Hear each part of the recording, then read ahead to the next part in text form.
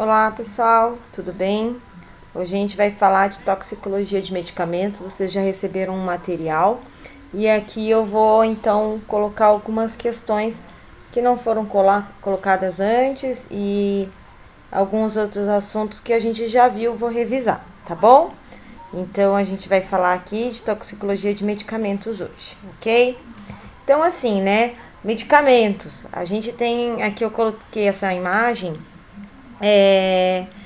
Porque assim, a gente sabe do uso das substâncias químicas para o tratamento de doenças é algo extremamente importante e que faz parte da rotina e do cotidiano, né, do ser humano há muito tempo, desde lá dos povos indígenas com o uso de plantas e substâncias, né, naturais para o tratamento das doenças, e a gente sabe do uso compulsivo, inclusive, no tratamento de diversas doenças, né? Aí eu coloquei ali, né, assim, várias imagens mostrando a respeito disso, né? Então até brinquei ali um pouquinho que a gente tem uma sátira, né? Então o médico brincando ali com o paciente. Todo mundo tem mania de fazer automedicação. O que você fez antes de vir aqui? Passei na farmácia. Claro, e que conselho idiota o farmacêutico lhe deu? Bom, ele me aconselhou a procurar um médico, né? A gente sabe que isso nem sempre é verdade. Muitas vezes as pessoas se automedicam, né? Ou elas gostam de procurar um médico para achar um conforto através de um medicamento. E o uso de medicamentos é algo bastante extenso dentro da nossa população, tá bom? Então, assim, aqui eu trouxe um dado do Cinetox, né, que é o Sistema Nacional de Informações Tóxico-Farmacológicas, aonde reporta a respeito dos consumos de medicamentos no Brasil. Então, o Brasil ele está aí, ó, dentre os países, no 5º lugar do mundo, né? Então, nós somos altos consumidores, né, de medicamentos que são principais agentes causadores de intoxicações, né? E no nosso continente, aqui na América Latina, estamos em primeiro lugar. Então, isso quer dizer, né, é um dado bastante preocupante no sentido de mostrar que a gente tem um alto consumo de medicamentos e que se esse consumo ele não for orientado, não for cuidado, não for monitorado, né, isso pode levar a um problema de saúde e pode decorrer inclusive de uma intoxicação, ok? Né? Então assim, a gente vê que principalmente vendo esse perfil de utilização, né, observa-se que o brasileiro ele consome medicações principalmente de forma sintomática, então para tratamento de uma dor de cabeça, de uma dor de, né, uma inflamação de garganta, de uma tosse, de um resfriado, né? E também se faz muito uso da automedicação. E isso é um dos principais motivos pelo aumento do número de casos de intoxicação no país, tá? Então a gente vê, não é raro, né? As pessoas, quem trabalha em farmácia, quem tem farmácia, sabe que comumente as pessoas procuram o balcão de uma farmácia e aqui no Brasil a gente não tem muito controle sobre a venda de medicamentos, né? Então, diferente de outros países, onde só é vendido medicamento sem receita, aqueles considerados os MIPs, né, ou os OTCs, que são os isentos de prescrição, né? Aqui no Brasil a gente sabe que muitas vezes medicamentos que são tarjados, que não precisam de retenção de receita, mas que precisariam de uma receita médica para uma indicação, são comumente vendidos no balcão de uma farmácia através de uma indicação do balconista ou de uma própria automedicação. E aí isso aumenta o risco de intoxicação, tá? Então, assim, a gente sabe que aqui no Brasil é considerado um hábito cultural o consumo de medicamentos, né? Então, normalmente você fala que você está com sintoma, aí a vizinha já fala, não, olha, toma esse medicamento, foi ótimo para minha prima, né? A tia da minha avó tomou isso, ficou boa, ela tinha esse mesmo problema. Então a gente vê muitos farmacêuticos, né, aí na comunidade receitando medicamentos de forma inadequada, tá bom? Aí aqui, então a gente vê, esse é um estudo que eu trouxe para vocês, um pouco antigo, né? O Ministério da Saúde, Fundação Oswaldo Cruz e o Cinetox, levando aqui só para mostrar para vocês que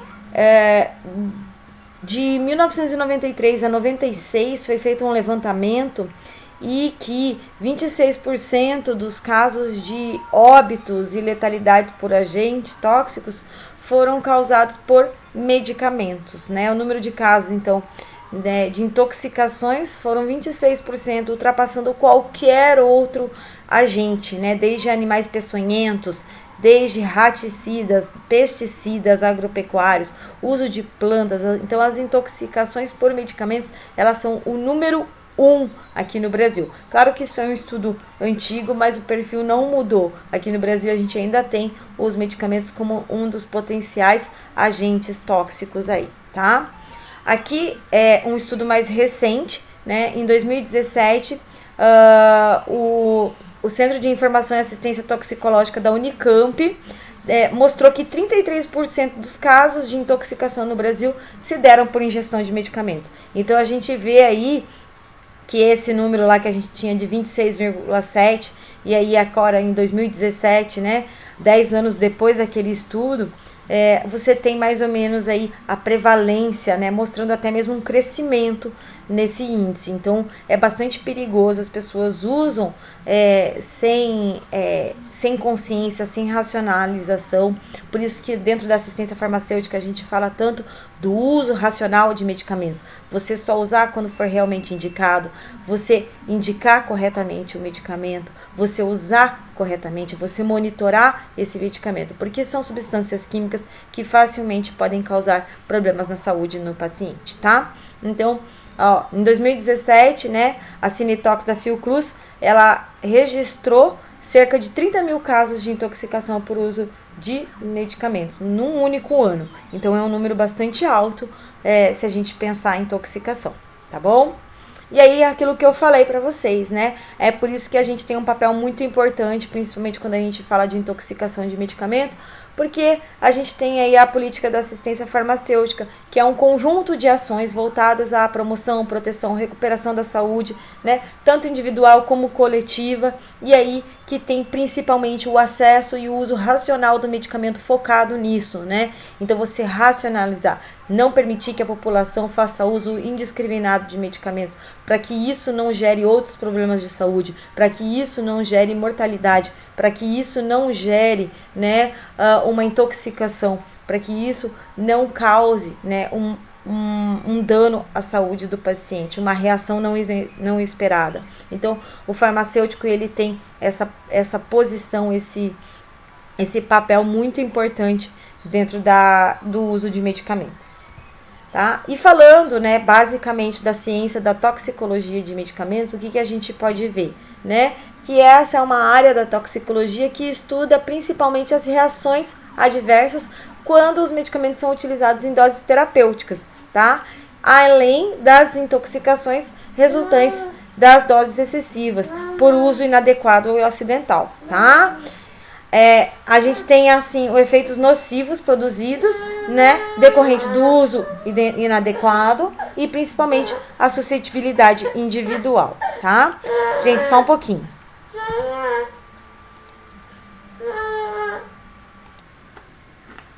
Então, como eu ia dizendo, né, o uso de uma medicação, ela pode representar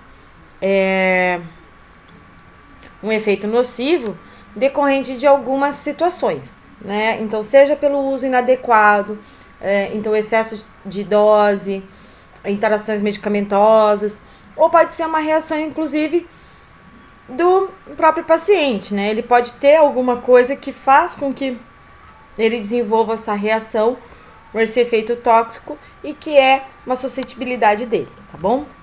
Então, assim, aqui, né, essas reações adversas, elas podem ser decorrentes da incapacidade, por exemplo, né, quando fala dessa suscetibilidade individual, elas podem estar relacionadas com alguma ausência de alguma enzima, alguma deficiência no fígado, que vai impedir que o paciente ele consiga fazer a biotransformação e a eliminação do medicamento, né? Ou eles podem estar relacionados a outros tipos de efeitos inerentes ao medicamento, né?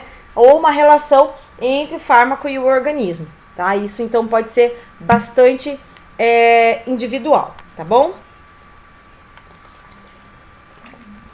Então, a gente pode distinguir, né, esses diversos efeitos, e aí, de diversas formas. Aqui eu já tinha colocado para vocês, né? Então, um efeito de um medicamento no organismo, ele pode ser conhecido como um efeito secundário, tá? Então, aqui eu coloquei um exemplo bem interessante. Por exemplo, né? O efeito secundário é o caso de uma diarreia concomitante ao uso de antibióticos. Por quê? Né?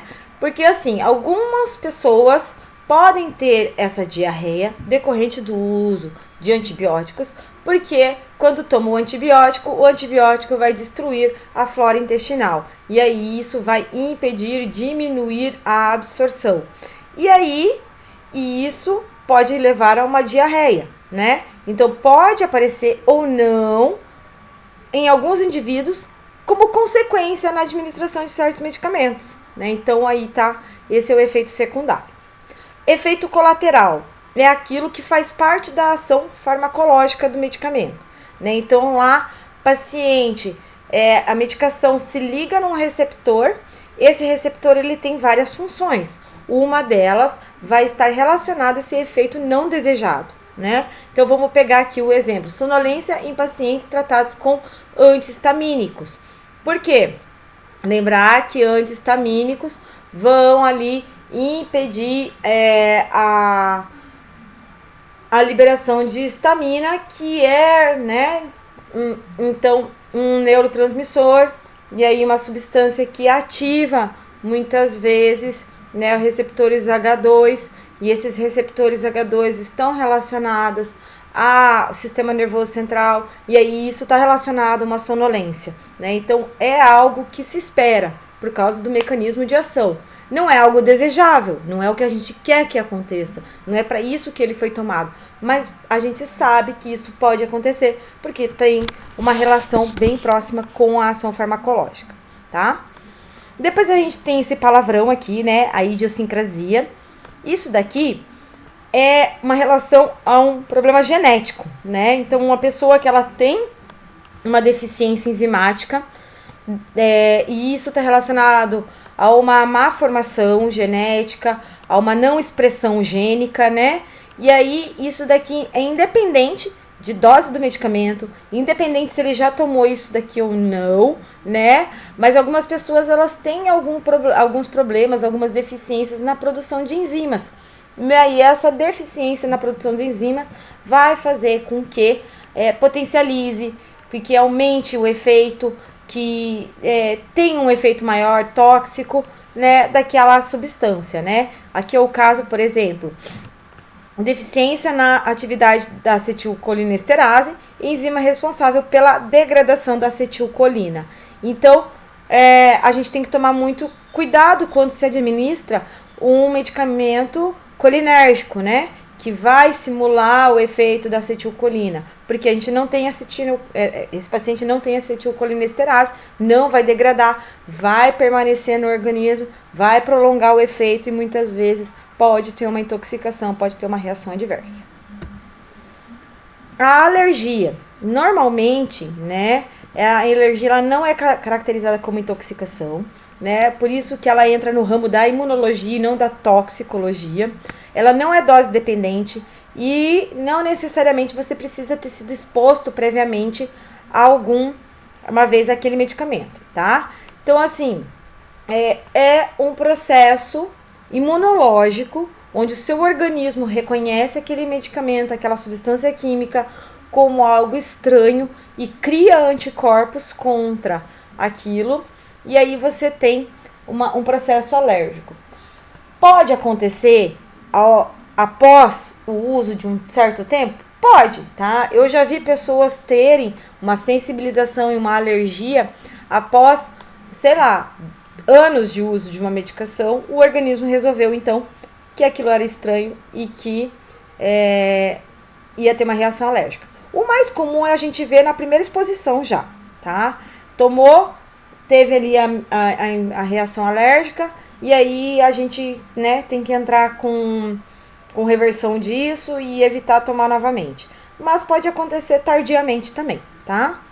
Ali é o caso da penicilina, né, que boa parte da população tem esse processo alérgico, tá? Depois a gente tem a tolerância, né? Então, é aquela questão de que a gente já falou lá na farmacologia, que é quando ocorre uma diminuição dos níveis plasmáticos esperados quando a utilização contínua de determinados medicamentos, havendo necessidade de aumentar a dose. Então, aquele medicamento ele não possui mais o seu efeito desejado, aí a gente tem que aumentar a dose, né, para estar fazendo efeito, e isso é um efeito inesperado, tá? A dependência, existe uma diferença, né, a gente tem que lembrar. Tolerância, você tá tolerante, não, aquela dose não é suficiente, você muitas vezes precisa aumentar. Dependência, você não precisa de aumento de dose, simplesmente a falta do medicamento passa a fazer com que aquela função biológica não exista, não tenha resposta. Então, assim, o medicamento ele passa a fazer parte do funcionamento do sistema, e aí precisa, né, desse medicamento o tempo todo para manter ele vivo.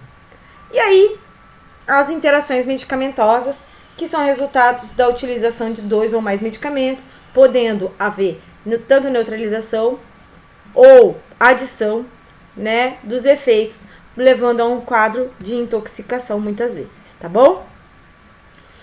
Aqui, o que a gente tem novamente sobre dados estatísticos que é importante a gente ressaltar, né?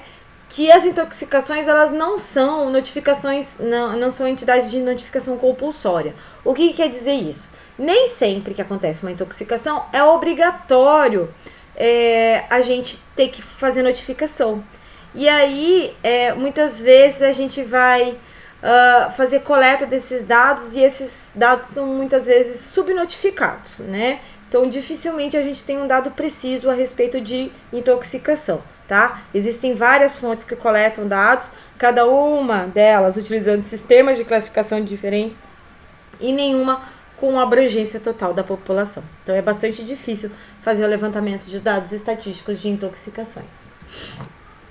Aqui, ó, um estudo realizado pelo Toxem, né, lá em 2015, foram registrados 1.219 casos de criança na faixa etária, né, intoxicados por medicamentos. Em 2016, o número foi de 1.661. Então, as crianças, elas são bastante suscetíveis, principalmente nessa faixa de 2 a 3 anos. Por quê? Por causa da curiosidade. Elas veem aquelas embalagens coloridas, né? Vê aquele comprimidinho com corzinha amarelinha, roxinha, verdinha, pensa que é um doce e facilmente coloca vários na boca, né? E aí, principalmente se eles tiverem sabores agradáveis, aí piora, né? Então, assim, segundo o Cinetox, né, as crianças menores de 2 a 3 anos são as principais vítimas, né? Sendo que os xaropes, né, que tem o sabor agradável, levam a criança a ter medicamento, e nesse caso se observa também que não tem, muitas vezes, né, são medicamentos que não tem nenhum tipo de proteção, e aí isso complica, facilita o acesso, né? Então, não sei se vocês já viram, muitos daqueles medicamentos, eles têm um sistema de bloqueio, onde você tem que apertar a tampa e girar, né? Isso é uma forma de evitar o uso de medicamentos principalmente por crianças, para dificultar o acesso, né? Na verdade, acho que a dificuldade se torna até para o adulto, aí ela pensa 2 vezes se ela precisa também tomar aquele medicamento, que é um saco abrir aquilo lá, né? É bem difícil, você tem que ter um jeitinho ali para abrir. Então, aí ela muitas vezes revê se realmente ela precisa diminuir o nível de intoxicação. É uma boa estratégia, tá? Tá aqui mais um dado estatístico. 44% do total das intoxicações medicamentosas foram classificadas como tentativas de suicídios e 40% como acidentes. Então tá bem dividido aí, né? Então metade praticamente, né? De maneira geral, o medicamento não deve ficar disponível para as crianças, né? Principalmente, né, colocar em ambientes altos, mas também de forma inacessível, né, para que isso diminua. Aí a gente tem um fator de risco, né, para intoxicação, tanto em adultos quanto crianças, que é a automedicação, né? Então, muitas vezes a gente toma aí tá com dor, toma de novo, aí tá com dor, toma de novo, aí tá com dor, toma de novo, né? Eu tive um caso bastante interessante há um tempo atrás, de um familiar que tava com hérnia de disco, e antes de descobrir que tava com hérnia de disco, ele tava sentindo dor nas costas. E aí ele começou a tomar paracetamol por conta própria, porque é um medicamento para dor, certo? E aí, não seguindo nenhum tipo de recomendação, apenas a automedicação e a dor, ele estava tomando paracetamol a cada 4 horas. E por último, como a dor já estava muito intensa, porque ele estava sobrecarregando a coluna devido à hérnia, ele continuou tomando e estava tomando já a cada 3 horas. E ele começou, inclusive, a ter pequenas lesões hepáticas, né, decorrente do uso excessivo do paracetamol. Então, assim, um medicamento que facilmente a gente adquire na farmácia, né, um medicamento que todo mundo conhece, sabe para que serve, todo mundo toma por conta, e que se a gente não tiver um cuidado, pode causar uma intoxicação grave, né. Então, esse é o caso um caso da minha família que aconteceu, que é um exemplo bem clássico aí de intoxicação por automedicação, tá? Muitas vezes a gente pode até tomar o cuidado, né? Mas as pessoas às vezes têm as farmacinhas em casa e não ficam revisando, né, a data de validade. É uma coisa que normalmente as pessoas não têm esse costume. Tá lá o medicamento lá na farmacinha de casa, né? Faz um tempinho, a embalagem ainda tá bonitinha, não tá com cara de vencido, o pessoal toma, e aí depois que vai descobrir, né, que esses medicamentos não estavam dentro do prazo da validade e que causaram, né, uma intoxicação química. A automedicação aí é uma prática bastante extensa. A gente tem aí uma média de 77% da população brasileira fazendo automedicação. Principalmente analgésicos, antitérmicos e anti-inflamatórios são os principais responsáveis, né, por essas complicações. E aí, normalmente, isso daí é favorecido por quê? Porque é fácil comprar, é fácil de obter, né? Eles são medicamentos de vendas livres, em drogarias, farmácias, né? Até mesmo supermercado. Então, facilmente você adquire eles. E aí, a gente falou das interações medicamentosas. E o que é uma interação medicamentosa? É um evento clínico que pode acontecer entre medicamento e medicamento, medicamento alimento ou medicamento drogas, tá? Mãe. Então, como a gente estava falando, né? O que é uma interação medicamentosa, né? A gente pode ter aí medicamento, alimento, medicamento, qualquer outra droga, né? Normalmente vai ser uma interferência, né?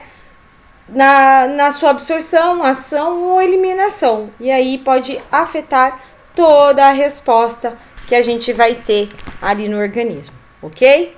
Então, normalmente a gente tem aí interações medicamentosas com alguns alimentos, né? Temos interações benéficas. Tem alguns alimentos que facilitam a absorção, tem alguns alimentos que diminuem os efeitos colaterais, e isso são utilizados, né? Então, muitas vezes a gente recomenda que se faça uso em conjunto, né? O exemplo clássico, suco de laranja com o ferro, ou, né? Então, aí a gente tem, porque ajuda na absorção, né? Já a gente tem aí as interações indesejadas, que são, então, maléficas, que vão impedir a absorção, diminuir a biodisponibilidade ou diminuir a eficácia de um medicamento, tá? Aqui eu coloquei alguns exemplos, né? Amitriptilina, anfetamina, cloroquina,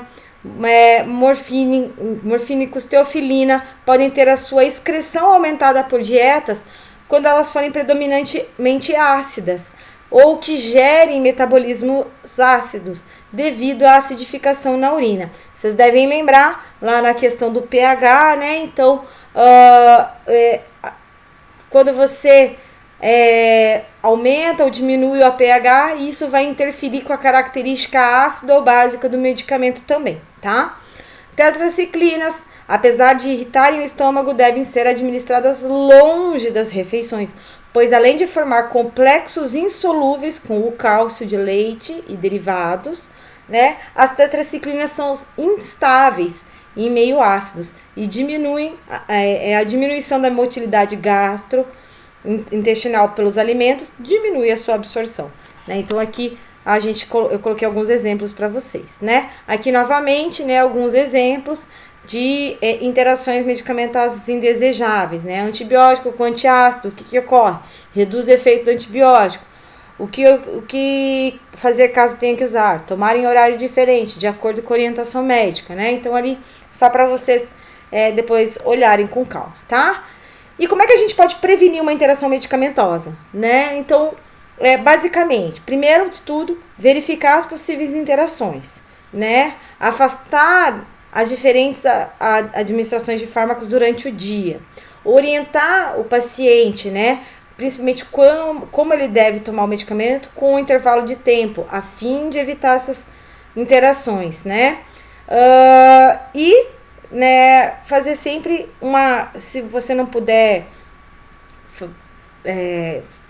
orientar, né, sempre deixar isso por escrito, para lembrar eles, principalmente os pacientes polimedicamentosos, tá? E quanto às interações medicamento-alimento, né? Então, normalmente, pessoas de idade avançada compõem um grupo de maior risco, né? E aí isso faz com que diversas modificações fisiológicas. E aí isso tem uma menor absorção de fármacos já. E aí a gente tem que tomar cuidado com a alimentação, né? Então eles têm que ter mais ainda, né?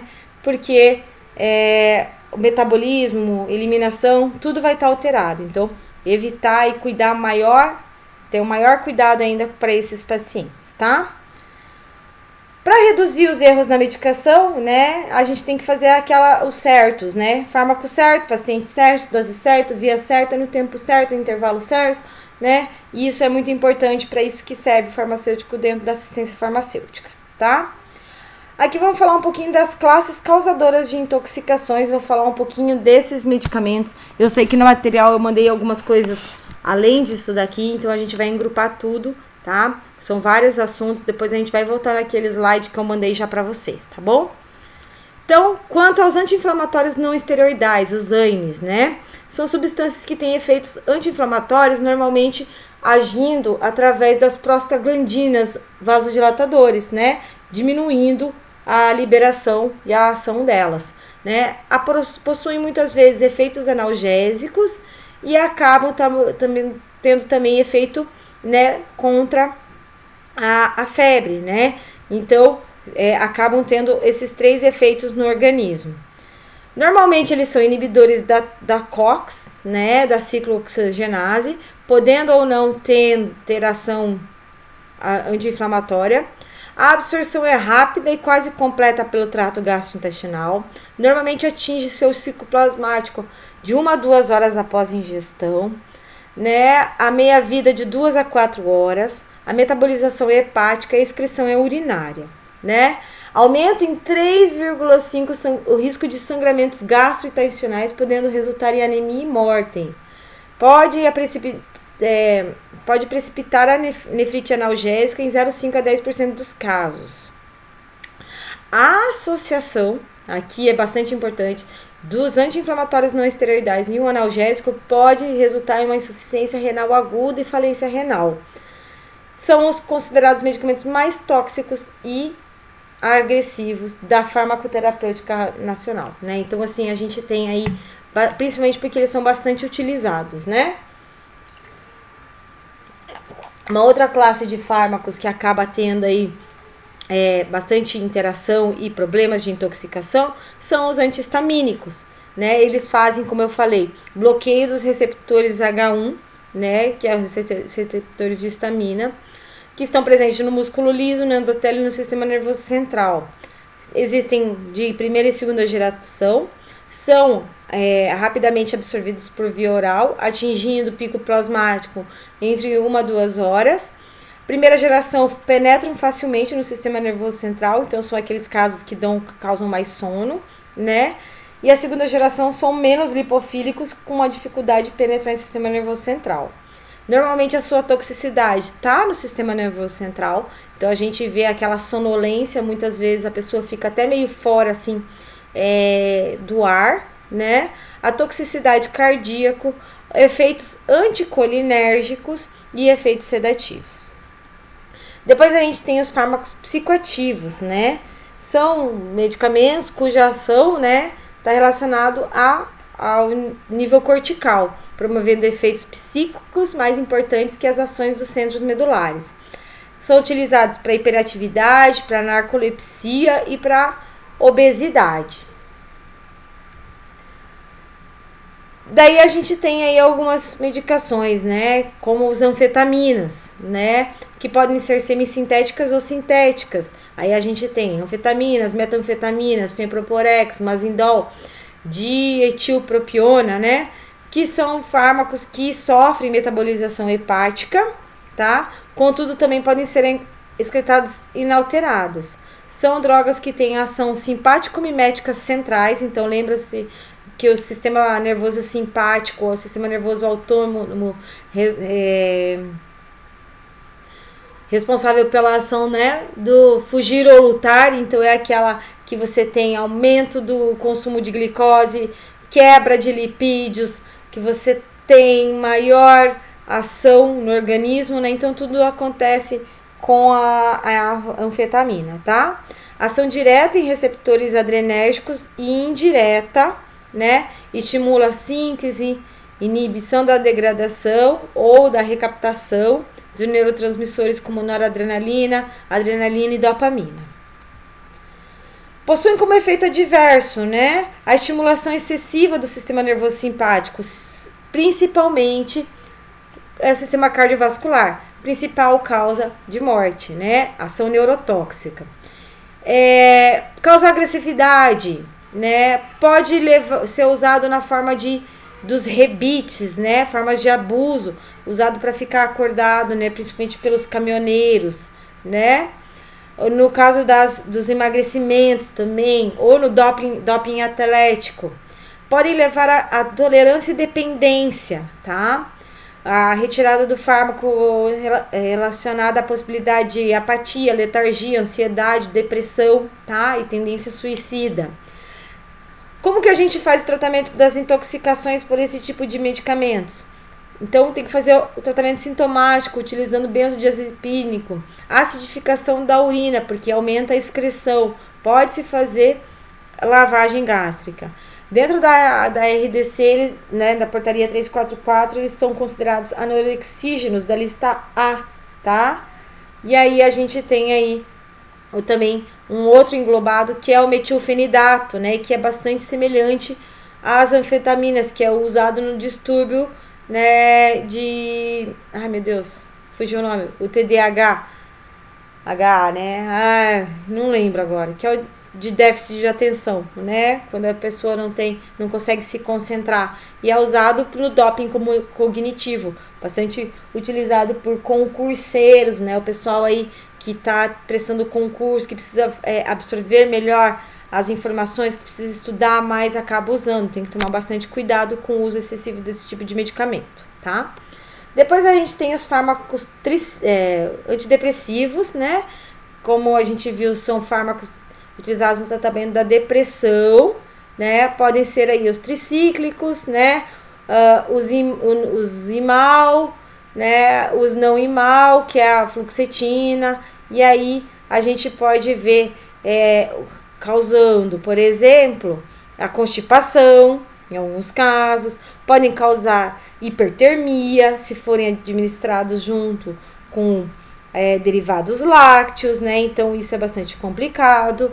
A toxicidade mais frequente é a cardíaca, né? E aí para fazer o tratamento você precisa fazer manutenção e o uso de antihipertensivos, principalmente beta-bloqueadores, tá? Agentes antipsicóticos utilizados nas doenças como esquizofrenia, psicose, bipolaridade, né? Ali o caso de haloperidol, risperidona, clorpromazina. Agem diminuindo os níveis cerebrais de dopamina, né? E aí, como produção de efeito adverso, podem induzir convulsões, redução da produção de prolactina, tremores, desregulação da temperatura corporal, cardiovascular e respiratório. Hipnóticos, sedativos, ansiolíticos e anticonvulsivantes, né, vão ser utilizados em vários estágios da sedação, diminuindo, né, a atividade dos neurônios. Caso eles são os barbitúricos, né, que são barbital, fenobarbital, tiobarbital, que vão potencializar a ação do GABA, que é um neurotransmissor inibitório, né? E aí eles podem causar síndrome de abstinência, é muito comum. Normalmente a gente tem que tomar cuidado. Existe aí o uso da naloxona como antídoto, né, no uso abusivo de barbitúricos. Depois a gente tem os benzodiazepínicos, que são bastante utilizados, né, também agem lá nos receptores do GABA, né, são sítios diferentes. Tem um antídoto aqui, que é o flumazenil, que é bastante utilizado, né, essa intoxicação ela pode levar à perda de consciência, depressão, do centro respiratório. Então esses medicamentos, tanto os barbitúricos quanto os benzodiazepínicos, são bastante utilizados nas questões de suicidas mesmo. As pessoas que tomam, elas já têm uma propensão e aí acabam então tomando em grande quantidade para estar fazendo para estar causando então a sua morte, né? Então aí acabam utilizando em excesso para tentar se suicidar, tá? Depois a gente tem os analgésicos opioides, né, que também, né, causam dependência, toxicidade. Normalmente a gente tem que fazer tratamento quando tem excesso, né, com antagonista, que é a naloxona também, né, é a morfina, a codeína, a heroína, a metadona, a oxicodona. E aí o uso excessivo disso, porque não está resolvendo ou causou essa dependência e principalmente a toxicidade. E aí precisa reverter a situação, tá? Aqui é mais a questão farmacocinética mesmo, tá? Vou passar.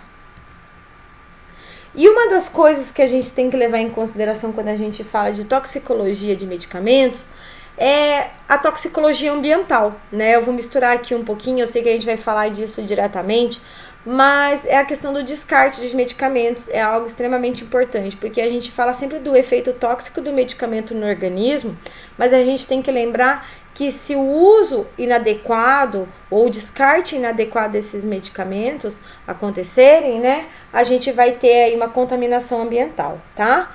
Então, é muito comum a gente detectar fármacos, cosméticos e produtos de higiene em águas superficiais, subterrâneas, água para consumo humano, ou até mesmo em solos sujeitos à aplicação de lodo de esgoto, tá?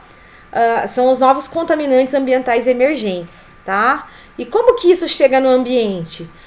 Excreção após o uso, né? Remoção tópica durante o banho e a disposição de medicamentos vencidos ou não mais desejados no esgoto ou no lixo, que é o maior caso, né? Normalmente a população ela não sabe onde descartar corretamente esses medicamentos e acaba então fazendo esse descarte indevido, inadequado e contaminando o ambiente, tá?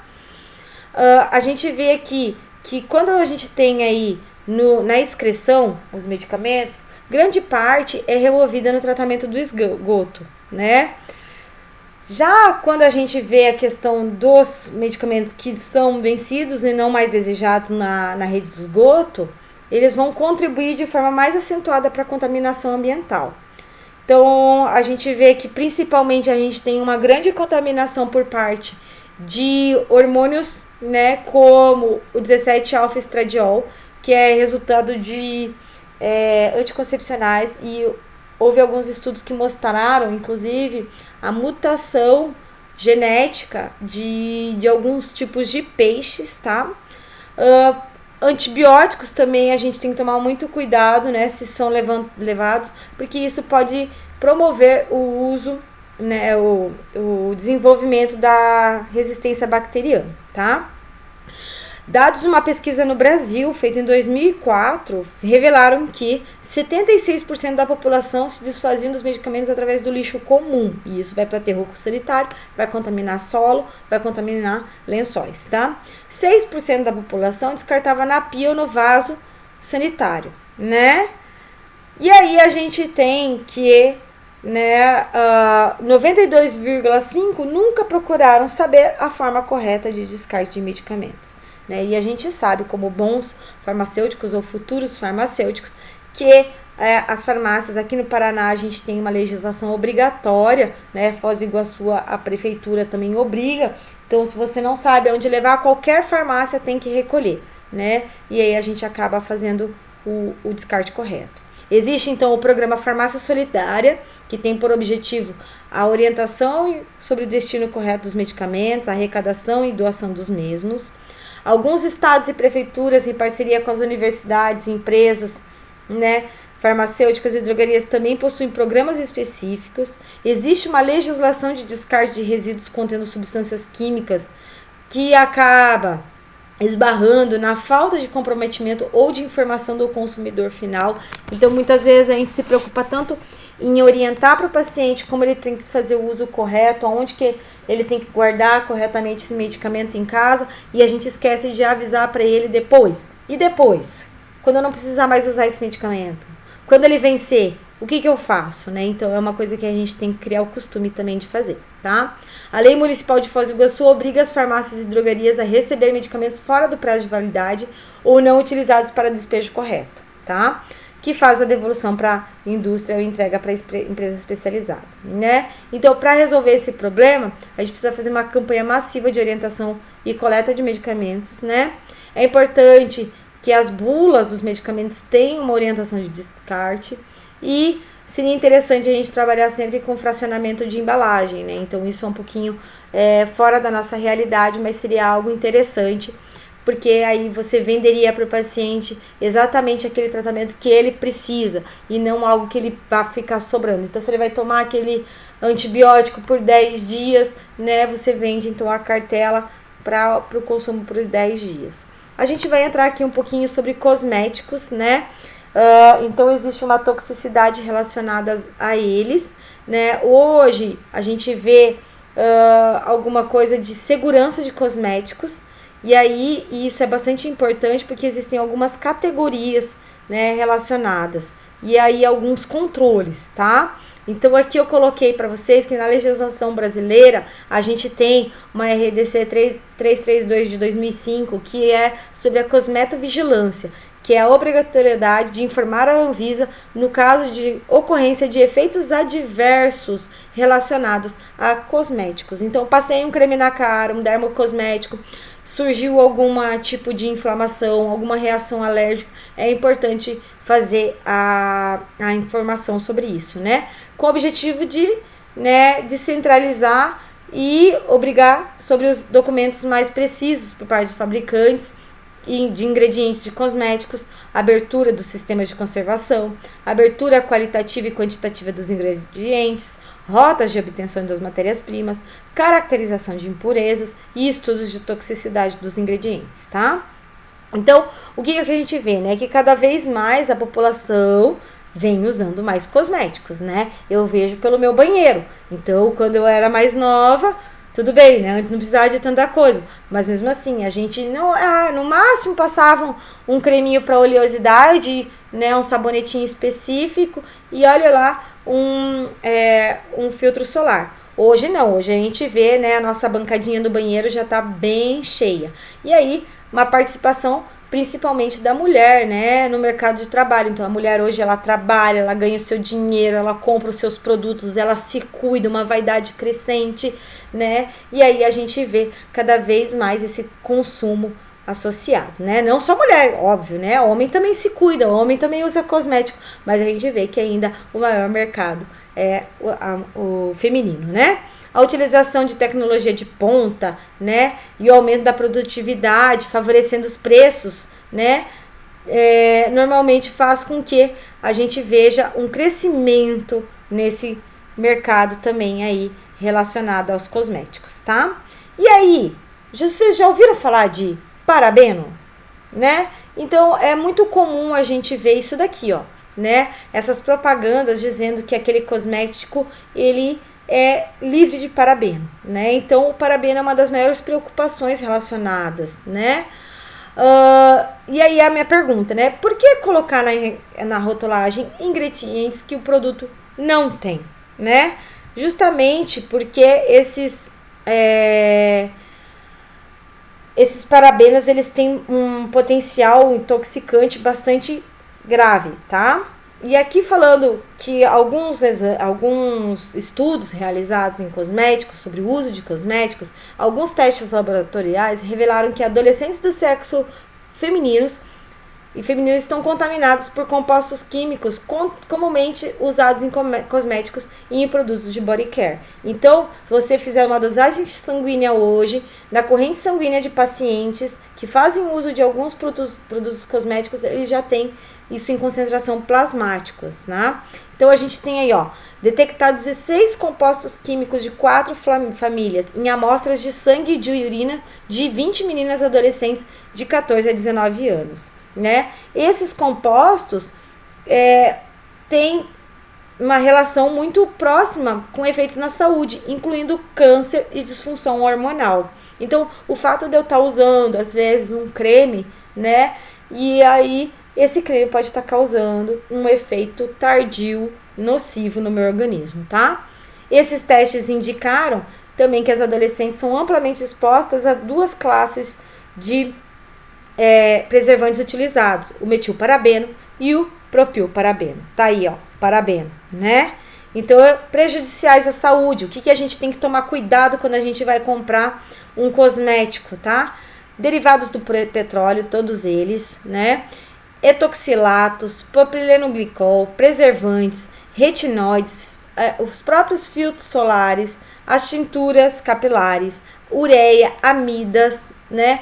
Então, tudo isso tem aí componente. Aqui falando um pouco do 1,4 dioxano, que está presente em 80% de todos os produtos, praticamente, com uma ou mais né, das 24 impurezas. São contaminantes derivados do petróleo. Eles estão no cosmético, mas aí, ó, facilmente eles penetram pela pele e atingem níveis sanguíneos, tá? Contaminando em torno de 22% dos produtos utilizados. E os parabenos, né? Estão presentes em 99% dos produtos cosméticos. Seu uso na Europa, né, é regularizado através de uma diretriz, tá? Sendo utilizados como preservantes na concentração máxima de 0,4% nos produtos prontos ou até 0,8% num blend, tá? Eles têm ação estrogênica e aí capaz de competir com a 3-H-estradiol, né, causando aí alterações hormonais. E a gente sabe que alterações hormonais estão intrinsecamente relacionadas ao surgimento de câncer de mama também, tá? Então, hoje a gente vê, né, essa questão da cosmetologia, que é através de um estudo, né, vendo que a exposição solar pode exacerbar a penetração cutânea de filtros solares em escala nano. Então, hoje, né, substâncias em nanopartículas podem ter uma penetração por causa do seu tamanho, tá? E aí existem poucas informações sobre os riscos associados a esses nanomateriais. Então a gente tem que tomar cuidado. Quando faz lá a propaganda, composto de nanopartículas. Opa, será que isso é tão bom assim? Tá? A gente ainda não tem muitas conclusões sobre isso. E existe uma dificuldade na avaliação de segurança de cosméticos contendo nanopartículas sobre a sua aplicação em peles feridas, queimadas ou anormais. Tá ok? É isso, pessoal. Eu ia falar de farmacogenética, farmacogenômica, mas aí isso daqui a gente vai deixar para um outro momento. Espero que eu tenha conseguido passar tudo para vocês a respeito, então, da toxicologia de medicamentos, né? Quarta-feira a gente fala mais, certo? Beijão, até mais.